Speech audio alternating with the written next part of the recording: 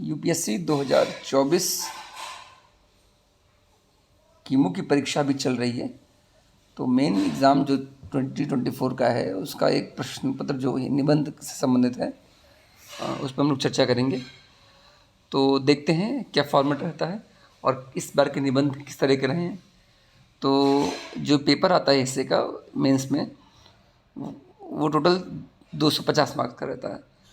तो उसमें आपको 2 ऐसे लिखने होते हैं, सेक्शन ए से एक ऐसे 125 मार्क्स का और सेक्शन बी से एक ऐसे 125 मार्क्स का। जो शब्द सीमा है वो 1000 से 1200 शब्दों के बीच की है। जैसे सेक्शन ए में आप देखिए 4 ऐसे पूछेगा, उन 4 में से कोई एक आपको करना होगा। तो जो सेक्शन ए का पहला ऐसे है उसका वो टॉपिक है जंगल सभ्यताओं से पहले आते हैं और रेगिस्तान उनके बाद आते हैं। Forest precede civilisations and deserts follow them. तो ये बेसिकली देखा जाए एक अमूर्त विषय है। और अगला देखते हैं, अगला टॉपिक है भविष्य के साम्राज्य मस्तिष्क के साम्राज्य होंगे। The empire of the future will be empires of the mind. जैसे आप ये टॉपिक पढ़ेंगे आपको कहीं ना कहीं एआई दिमाग में आएगा, आर्टिफिशियल इंटेलिजेंस। तो कहीं ना कहीं ये उस आप निबंध में जब इसको लिखेंगे तो उसके कहीं ना कहीं आयाम में आप इसको एआई से समेकित करेंगे। मशीन लर्निंग है, आर्टिफिशियल इंटेलिजेंस है, क्योंकि धीमे धीमे जो भविष्य है वो इन्हीं का है। तो कहीं ना कहीं ये मूर्त से शुरू होगा, लेकिन वो आप धीमे धीमे अमूर्त से शुरू होगा, लेकिन वो मूर्त की तरफ आप जाएंगे, इसको ज्वाइन करेंगे। तीसरा विषय है प्रसन्नता का कोई मार्ग नहीं, प्रसन्नता ही मार्ग है। ये पूरी तरीके से एक अमूर्त विषय है, अब्स्ट्रैक्ट विषय है 100%। और इन सब ऐसे जब ऐसे लिखते हैं तो इसमें मार्किंग की संभावना भी अच्छी होती है। और जो चौथा टॉपिक है प्रश्न पूछने वाला ही विज्ञान का सच्चा सिपाही होता है, क्विजिटिव माइंड। जैसे जैसे मैंने इस विषय को देखा तो मुझे अनायास ही एडिसन की वो कहानी याद आ गई कि एडिसन किस तरीके से अपनी कक्षा में खूब सारे क्वेश्चन पूछता था।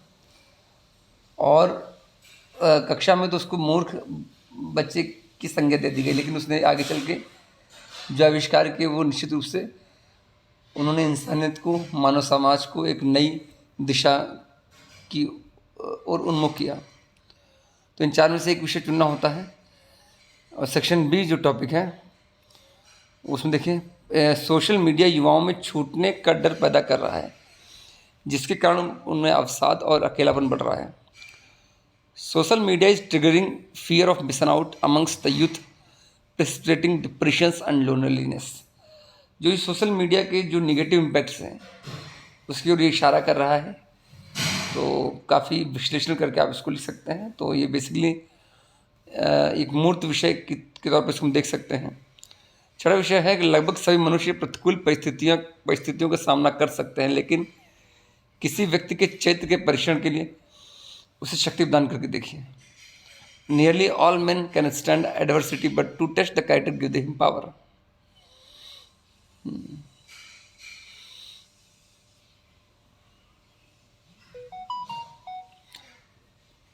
अच्छी बात बोली इसमें कि जो कैरेक्टर है, अगर आपको किसी व्यक्ति का कैरेक्टर डिफाइन करना है तो कैरेक्टर को सबसे अच्छा तब जज करेंगे जो अपने वो असीम ताकत में होगा।